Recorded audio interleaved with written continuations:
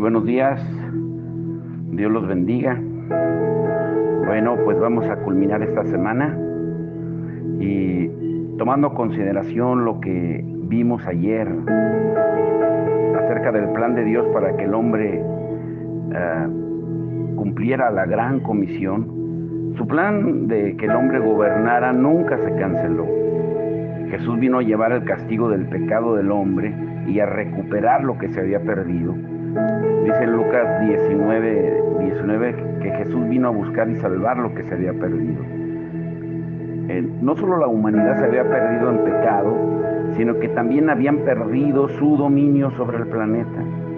Jesús vino a recuperar ambas cosas. Satanás trató de arruinar ese plan. Al final de los 40 días de ayuno de Jesús, en Mateo 4, del 1 al 10, y era porque el diablo sabía que él no era digno de que Jesús lo adorara, pero también sabía que Jesús había venido a reclamar la autoridad que el hombre le había entregado. Por eso le dijo a Jesús en Lucas 4, del 6 al 7, sobre estos reinos y todo su esplendor te daré la autoridad, porque a mí ha sido entregada, y puedo dársela a quien yo quiera. Así que si me adoras, todo será tuyo. Pero observemos la frase aquí, a mí me ha sido entregada. Satanás no podía robarla, sino que le fue entregada.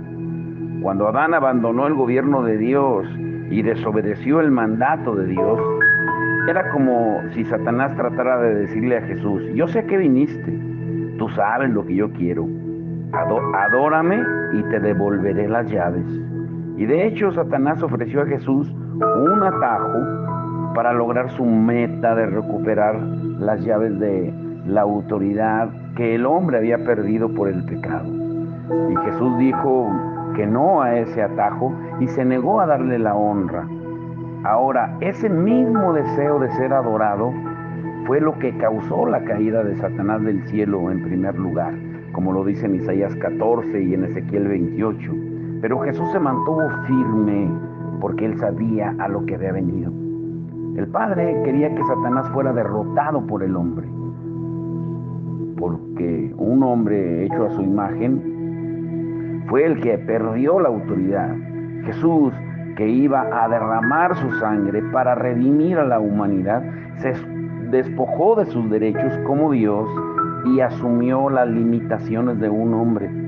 Satanás fue vencido por un hombre, el Hijo del Hombre, que tenía la relación correcta con Dios.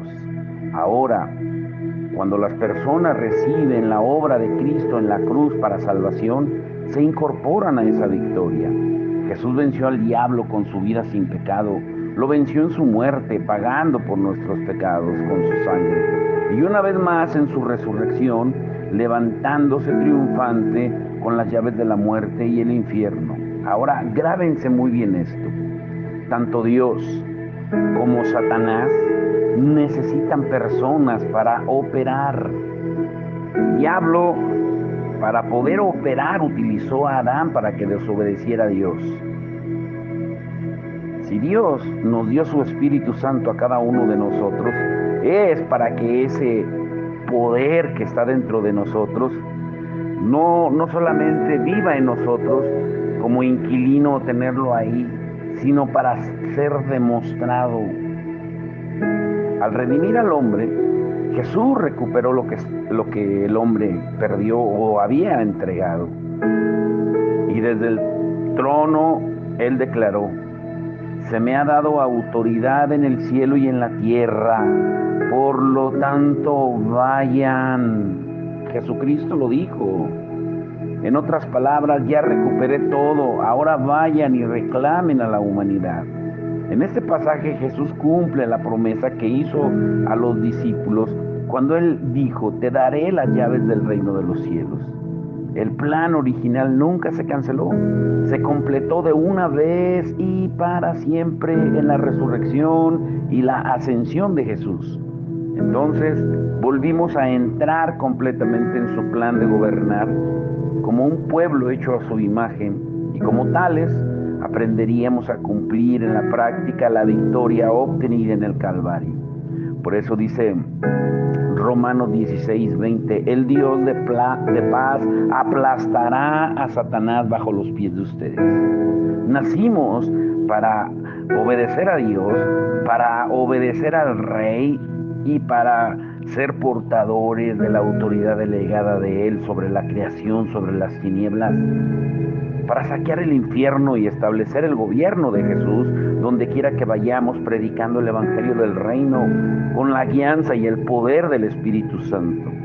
La palabra reino significa dominio del Rey. En el propósito original de Dios, la humanidad gobernaba la creación. Ahora que el pecado ha entrado en el mundo, la creación ha sido infectada por las tinieblas, es decir, la enfermedad, las dolencias, los espíritus que afligen, los desastres naturales, las influencias demoníacas, etcétera, etcétera. Pero seguimos gobernando la creación, pero ahora concentrándonos en revelar y deshacer las obras del diablo. Como dice Primera de Juan 3:8, a eso vino Jesús, a deshacer las obras del diablo. Y Él ha delegado esa autoridad a su pueblo. Pero para lograr esa comisión debemos dar de lo que hemos recibido, como Jesús le dijo a sus discípulos en Mateo 10:8. Si recibimos poder de tener un encuentro con Jesús, bueno, debemos estar preparados también para darlo. La invasión de Dios en situaciones imposibles se produce a través de un pueblo que ha recibido el poder de lo alto y ha aprendido a manifestarlo en las circunstancias de la vida. El evangelio de salvación debe tocar al hombre en su totalidad, en su espíritu, en su alma y en su cuerpo. Por eso Jesús quiso para nosotros eso. En Mateo 6:13, cuando enseñó la oración modelo, dijo: líbranos del mal. La palabra mal representa toda la maldición del pecado sobre el hombre. Poneros, la palabra griega que se traduce como mal, proviene de ponos, que significa dolor, y esa palabra proviene de otra, pines, que significa pobres. O sea, mal, pecado, dolor, enfermedad, pobres, pobreza. Jesús destruyó el poder del pecado, la enfermedad y todo por medio de su obra redentora en la cruz. Cuando Adán y Eva les fue dada la comisión de someter la tierra, no tenían enfermedad, ni el pecado estaba en sus vidas. Pero ahora que fuimos restaurados al propósito original, ¿deberíamos esperar algo menos que eso? Después de todo, este es un mejor pacto. En Mateo 16:19 dice que se nos fueron dadas las llaves del reino, que en parte es la autoridad para aplastar a todos los poderes del infierno, como dice Lucas 10:19. Y ese principio tiene una aplicación única en la frase la llave de David, que aparece también en Isaías 22:22 y en Apocalipsis 3:7, y se menciona tanto en la Biblia que el poder de las llaves consistía no solo en supervisar las cámaras reales, sino también en decidir quién podía ser recibido en la presencia del Rey y quién no. Todo lo que el Padre tiene es nuestro en Jesucristo. Todos sus tesoros, sus cámaras reales, están a nuestra disposición porque somos coherederos de Él. Pero lo que más debe hacernos reflexionar en esta ilustración es la parte que habla de controlar quién puede ver al Rey.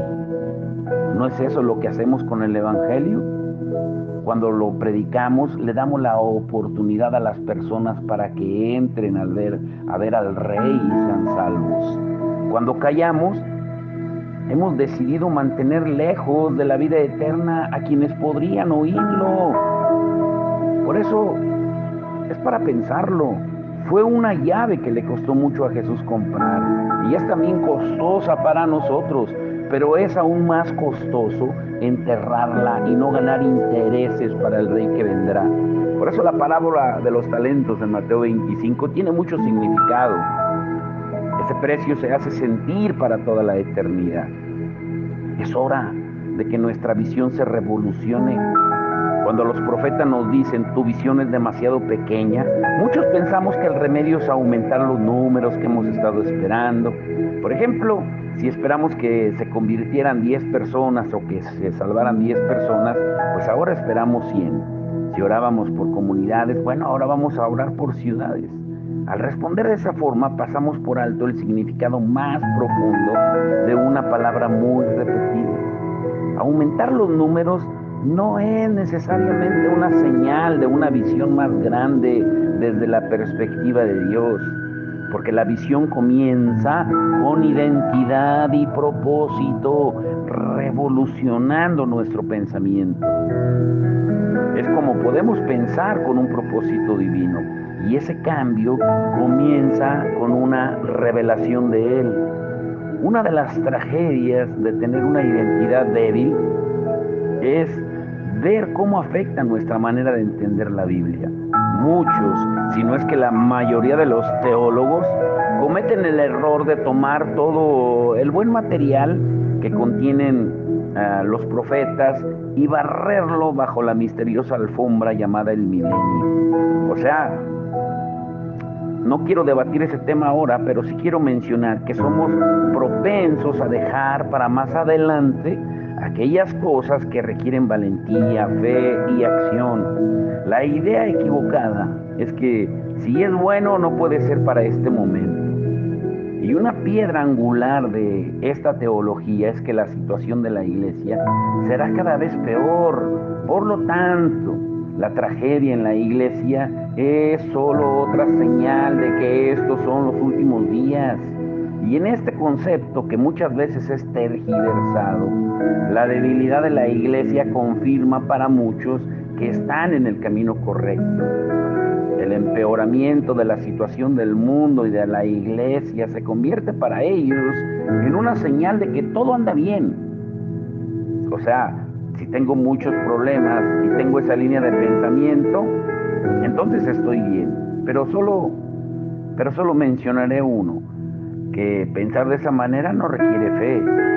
O sea, adoptar un sistema de creencias que no requiere fe es peligroso, porque es contrario a la naturaleza de Dios y a todo lo que declara la Biblia. Porque Él planea hacer muchísimas más cosas de todo lo que podamos imaginarnos o pedir, según dice Él mismo en Efesios 3:20. Sus promesas por naturaleza desafían nuestro intelecto y nuestras expectativas. Jerusalén no tomó en cuenta lo que le esperaba y su caída fue sorprendente. En Lamentaciones 1:9. No podemos darnos el lujo de sufrir los resultados, de olvidar las promesas de Dios. Pero con frecuencia estamos más convencidos de lo indignos que somos que lo digno que es Él. Y nuestra incapacidad toma mayor importancia que su capacidad. Pero aquel que llamó guerrero valiente a un cobarde Gedeón y llamó roca a un Pedro que no era ni un granito de arena, nos ha llamado a nosotros al cuerpo de su amado Hijo Jesucristo en la tierra. Eso debe significar algo para nosotros. Pero escuchen muy bien esto. Hoy el título es Arrepiéntete y verás. Jesucristo, cuando tuvo el encuentro con Nicodemo, en Nicodemo 3:3, dice que el que no nace del Espíritu no puede ver el reino de Dios. Pero para poder ver tienes que arrepentirte. Y la mayoría de los cristianos se arrepienten lo suficiente como para ser salvos, como para no ir al infierno, pero no como para ver el reino de Dios actuar ahora. Israel esperaba que el Mesías llegara como el rey que gobernaría sobre todos los demás reyes. Y lo hizo. Pero su concepto equivocado sobre lo que significaba la grandeza en el reino del Mesías hizo que les resultara difícil comprender cómo podía haber nacido sin tanta fanfarria terrenal y convertirse en siervo de todos. Ellos esperaban que viniera y gobernara con vara de hierro, y que cuando esto sucediera, ellos finalmente podrían vengarse de todos los que los habían oprimido a lo largo de los siglos. Pero no se daban cuenta de que la venganza del Mesías estaría dirigida no tanto a los enemigos de Israel como a los enemigos de todo el hombre, el pecado, el diablo y sus obras y las actitudes religiosas que promueven los fariseos religiosos. Jesús, el Mesías, llegó lleno de sorpresas y solo los de corazón contrito podrían seguir sus desafíos constantes a los límites sin ofenderse. Su propósito se reveló en su mensaje básico. En Mateo 4:17, arrepiéntanse, porque el reino de los cielos está cerca. Ahora bien, hubo algo que los tomó completamente de sorpresa. El Mesías trajo a su mundo consigo, su reino. Arrepentirse, escuchen muy bien esto, significa mucho más que llorar por los pecados o aún apartarse de sus pecados para seguir a Dios. De hecho, apartarse del pecado para volverse a Dios es más un resultado del verdadero arrepentimiento que el hecho en sí de arrepentirse. Arrepentirse significa cambiar de forma de pensar, y solo cambiando de forma de pensar podemos descubrir cuál era el objetivo central del ministerio de Jesús, el reino de Dios. No se trata simplemente de un mandato celestial de pensar cosas agradables. Obedecer este mandato es posible solo para quienes se rinden ante la gracia de Dios. La mente renovada, cambiada, transformada, es la consecuencia de un corazón entregado. Muchas veces definimos el arrepentimiento como dar la media vuelta. O sea, eso implica que íbamos en una dirección en la vida y cambiamos para seguir otra. La Biblia lo explica así: arrepentimiento de las obras que conducen a la muerte, la fe en Dios, en Hebreos 6:1. La fe entonces es tanto la coronación como el camino que lleva al arrepentimiento. Mucho se ha predicado este mandato en los últimos años. El mensaje es muy necesario. El pecado oculto es el talón de Aquiles de la iglesia en esta época. Nos ha impedido tener la pureza que produce la valentía y la fe, pero por muy bueno que sea la meta, el mensaje no alcanza. Dios desea algo más de nosotros que simplemente sacarnos de apuros. Él quiere que estemos en la posición correcta. El arrepentimiento no es completo si no visualizamos su reino. Somos colaboradores de Cristo y tenemos que entender que el elemento central del arrepentimiento es cambiar nuestra forma de pensar hasta que la presencia de su reino llene nuestra conciencia. Podemos resistir fácilmente los intentos del enemigo por atar a nuestros afectos a las cosas que son visibles cuando nuestro corazón tiene conciencia de la presencia del mundo de Dios. Y tal conciencia nos ayuda a ser colaboradores de Cristo y a destruir las obras del diablo, como dice Pablo en 1 Corintios 3:9 y como dice también Juan en 1 Juan 3:8. Y si el reino es aquí y ahora, debemos reconocer que estamos en el ámbito invisible. Pero el hecho de que esté cerca significa que está a nuestro alcance también. Pablo dijo que el ámbito invisible es eterno, mientras que lo que vemos es solo temporal. 2 Corintios 4:18. Jesús le dijo a Nicodemo que tendría que nacer de nuevo para ver el reino, en Juan 3:3. Lo que no se ve puede comprenderse únicamente por medio del arrepentimiento. Es como si Jesús hubiera dicho: si no cambian la forma en que perciben las cosas, vivirán toda la vida pensando que lo que ven en el ámbito natural es la realidad superior. Pero si no cambian su forma de pensar, nunca verán el mundo que está justo delante de ustedes. Mi mundo, que es el cumplimiento de todos los sueños que hayan tenido en su vida, yo lo traje conmigo. Todo lo que Jesús hizo en su vida y su ministerio, lo hizo tomando de esa realidad superior. Dice la palabra en Proverbios 25:2, gloria de Dios es ocultar un asunto, y gloria de los reyes el investigarlo. Algunas cosas solo las vamos a descubrir si estamos desesperados. Y esa actitud, valiosa actitud del reino, es lo que marca el corazón de la verdadera naturaleza del reino. Lean Mateo 5:6 y Apocalipsis 1:5. El Dios que puso el oro en las piedras trajo su reino consigo, pero lo dejó oculto. Pablo habla sobre esto en su carta a los Colosenses. Ahí nos informa que Dios escondió nuestra vida abundante en Cristo, en Colosenses 3:3, y podíamos preguntarnos, ¿y dónde está Él? Está sentado a la diestra del Padre en los lugares celestiales, Efesios 1:20. O sea, nuestra vida abundante está escondida en el ámbito del reino, y solo la fe puede tomar de ella. El reino es el dominio del rey. El dominio implica autoridad y señorío. Jesús vino a ofrecer los beneficios de su mundo a todos los que se someten a su gobierno. No es para todos, es para los que se someten y obedecen. El ámbito de gobierno de Dios, ese ámbito de toda suficiencia, es el ámbito llamado el reino. Los beneficios de su gobierno quedaron ilustrados por medio de sus obras de perdón, de liberación y de sanidad. La vida cristiana ha sido dirigida hacia esa meta.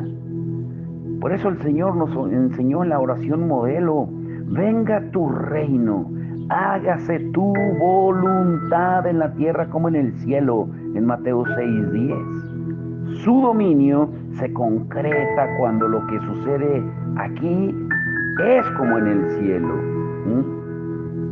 En Mateo, en el capítulo 4, Jesús primero declaró el mensaje de arrepentimiento. Llegaron personas de todas partes, trayendo a los enfermos y a los dolidos, a los atormentados y a los discapacitados, y Jesús los sanó a todos. Después de los milagros, Jesús dio su sermón más famoso de todos los tiempos, el Sermón del Monte. Es importante recordar que estas personas acababan de ver a Jesús sanar toda clase de enfermedades y realizar liberaciones asombrosas. Es posible que en lugar de ordenarles un cambio en su forma de pensar, Jesús estuviera en realidad explicándoles la transformación de corazón que acababan de experimentar. Por eso Él dijo en Mateo 5:3, dichosos los pobres en espíritu, porque el reino de los cielos les pertenece. Ahora, ¿cómo describirías tú a una multitud que abandona sus ciudades durante días, recorre grandes distancias caminando, abandona todo lo que implica su vida normal solo para seguir a Jesús a un lugar desierto? Y ahí Él iba a hacer lo que ellos habían creído imposible. El hambre que sentían en su corazón arrancó del corazón de Dios una realidad que ellos ni siquiera sabían que existía. Ahora, ¿está incluida esta situación de ellos en las bienaventuranzas? Creo que sí. Son los pobres en espíritu. Y Jesús les dio la manifestación del reino que había prometido, con sanidades y liberaciones. Y después, a los milagros les siguió el sermón, porque era común que Jesús explicara con sus enseñanzas algo que acababa de hacer.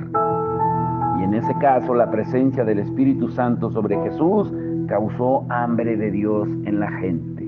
Podemos resumirlo de esta manera. Por ejemplo, en Mateo 3:16-17, Jesús es bautizado y viene el Espíritu Santo sobre él. En Mateo 4, del 1 al 10, Jesús es llevado por el Espíritu al desierto. Se enfrenta a Satanás y Jesús lo reprende por medio de la palabra. Después regresa y comienza a obrar señales, maravillas y milagros. Y Después de que hace eso, de Mateo 5 al 7 en los capítulos, les da el sermón más poderoso de la historia. Y esa hambre provocó un cambio en sus actitudes sin que fuera necesario ordenarles que las cambiaran. Su hambre de Dios, aún antes de poder reconocerla como tal, había creado una nueva perspectiva en ellos, a la cual no estaban acostumbrados. Sin hacer esfuerzo alguno por cambiar, ellos habían cambiado. ¿Y cómo lo hicieron? El reino llegó en la presencia del Espíritu de Dios. Fue su presencia lo que ellos detectaron, el poder y esa presencia lo que ansiaban. Para ellos no importaba si Él hacía milagros o les daba otro sermón. Simplemente necesitaban estar donde Él estaba. El hambre nos hace humildes, el hambre de su presencia, el hambre de Dios produce la máxima humildad.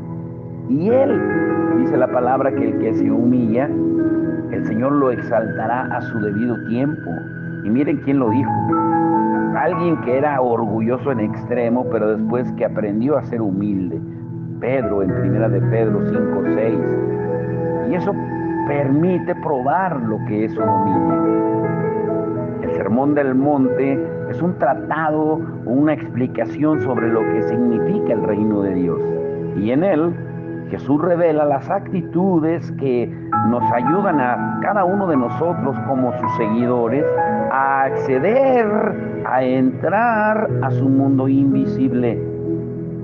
Y como somos ciudadanos del cielo, esas actitudes se forman en nosotros para que podamos captar en su totalidad todo lo que su reino tiene a nuestra disposición. Las bienaventuranzas son en realidad los lentes o anteojos a través de los cuales se ve el reino.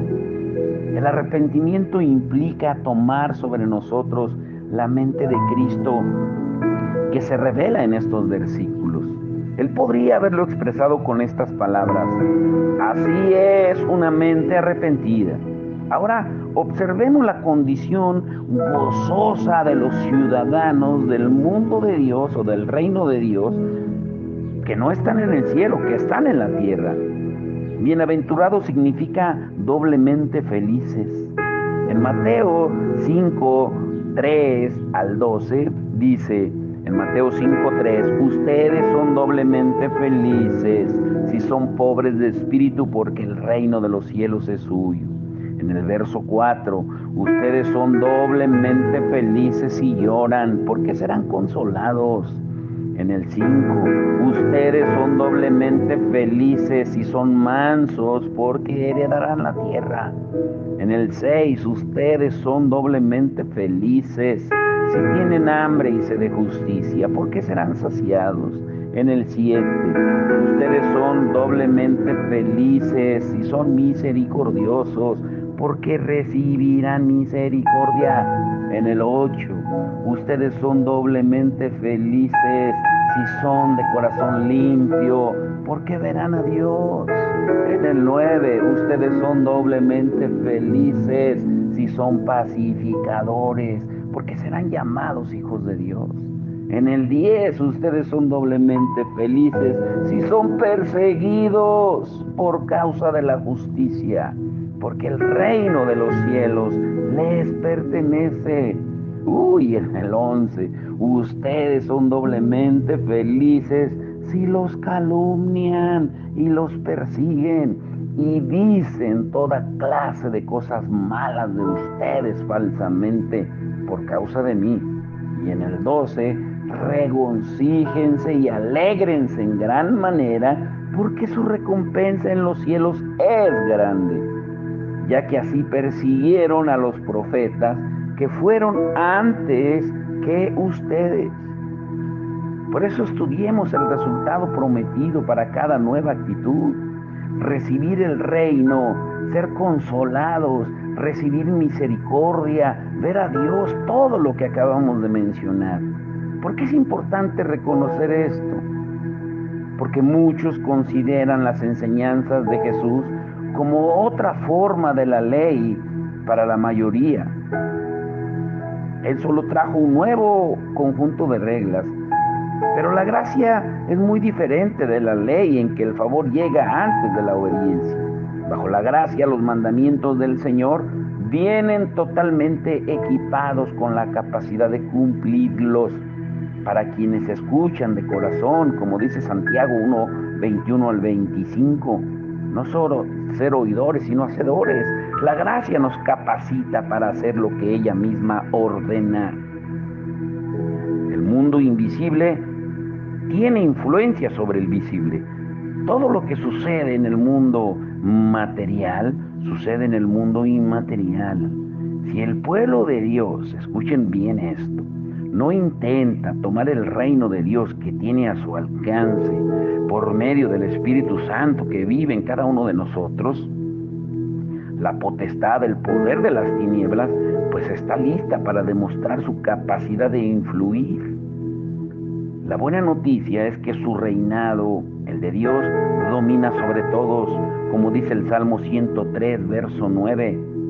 Jesús ilustró esa realidad en Mateo 12, 28, cuando Él les dijo a los fariseos que lo criticaban por decir que Él expulsaba a los demonios por medio de otro poder. Y Él dijo, si expulso los demonios por medio del Espíritu de Dios, eso significa que el reino de Dios ha llegado a ustedes.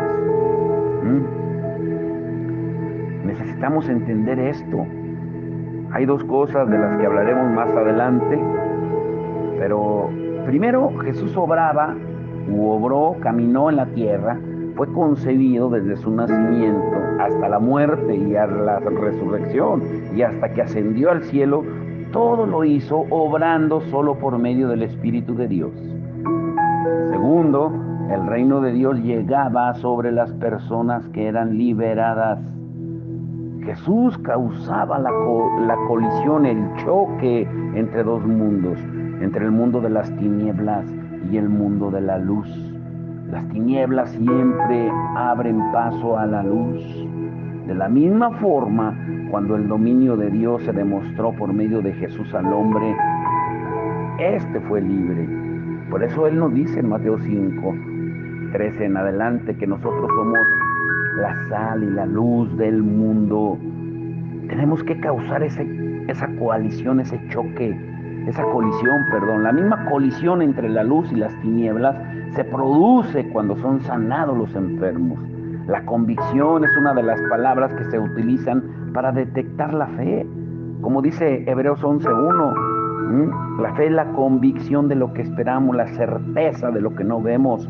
La fe es la clave para descubrir la naturaleza superior del ámbito invisible. Es el don de Dios interior que debemos descubrir. Tenemos que anclarnos en lo invisible. Nuestra fe debe estar anclada en lo invisible. Ahora bien, escuchen esto. La fe es la garantía de lo que se espera, la certeza de lo que no se ve, como dice Hebreos 11:1. La fe es el espejo del corazón que refleja las realidades de un mundo invisible, la sustancia real del reino de Dios. Por medio de la oración de fe, podemos tomar la realidad de su mundo e introducirla en este mundo. Esa es la función de la fe. La fe está anclada en el ámbito invisible y vive a partir de lo invisible hacia lo visible. La fe concreta lo que ve.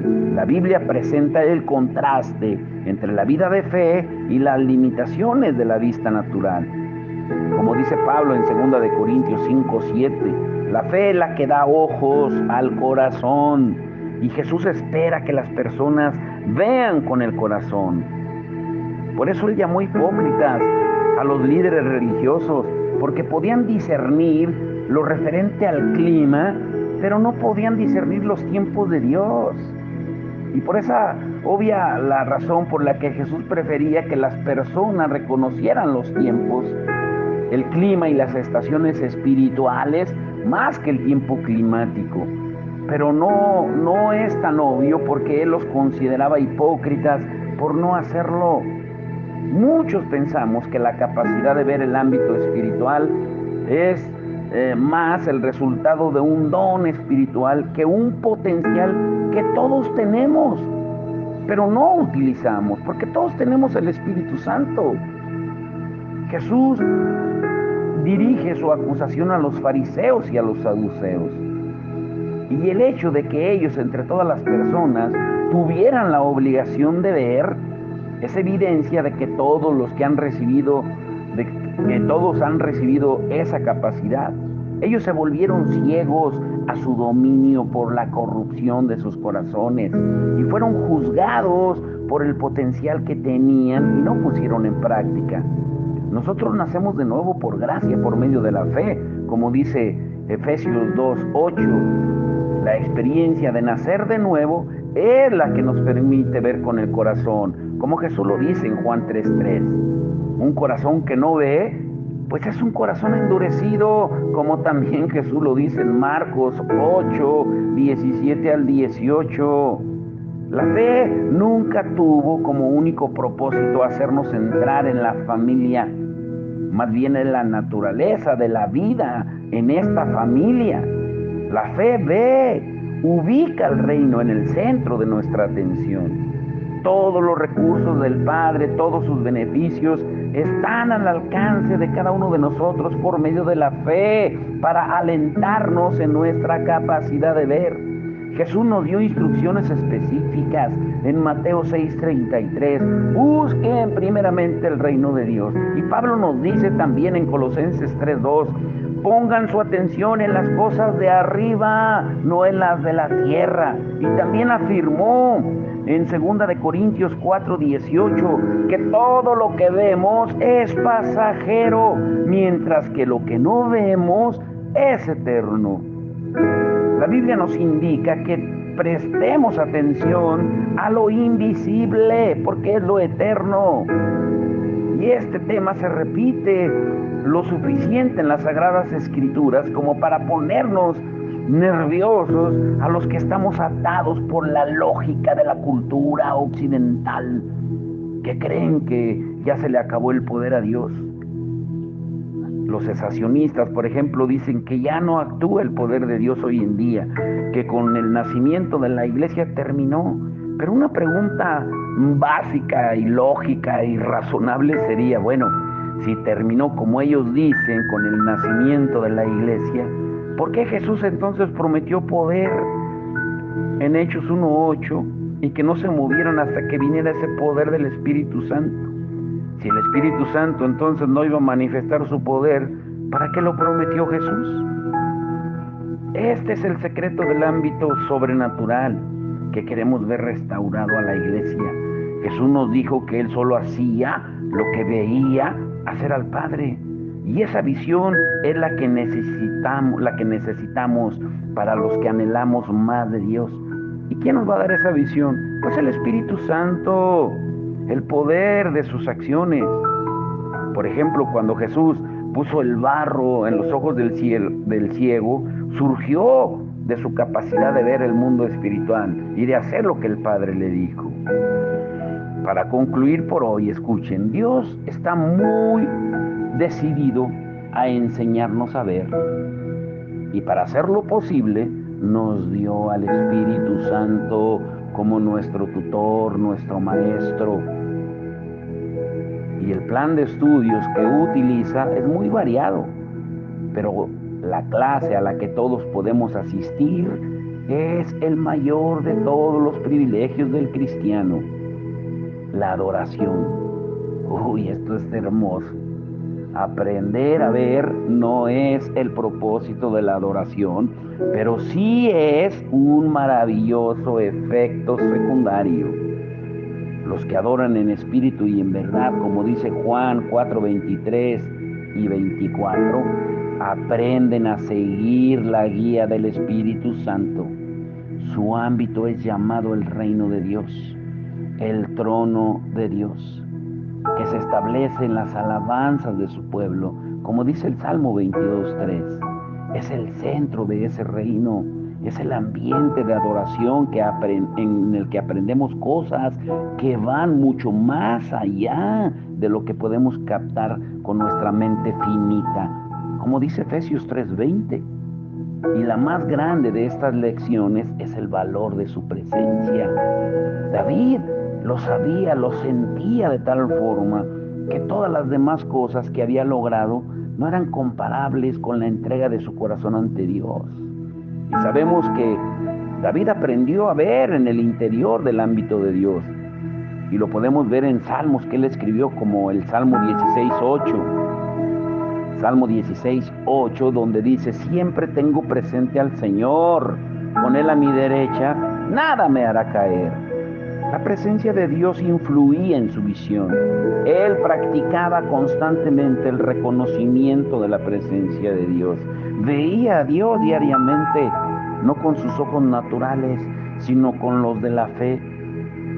Esa preciada revelación fue dada a un adorador. El privilegio de la adoración es un buen lugar para comenzar para aquellos que no están acostumbrados a tratar algunos de estos temas que se encuentran en la Biblia. Es tan maravilloso ministerio que podemos aprender a prestar atención a ese don dado por Dios.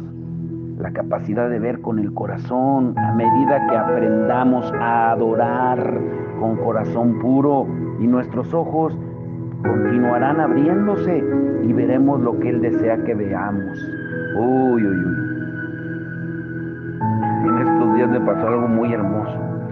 Cuando vemos la necesidad de la gente, y para decirlo específicamente, en una comunidad aquí en Valle de Santiago, de familias que viven entre la basura, y de repente empecé a escuchar el canto de Jesús Adrián Romero. En mi caminar, en mi diario andar, cerca de Jesús, quiero yo habitar.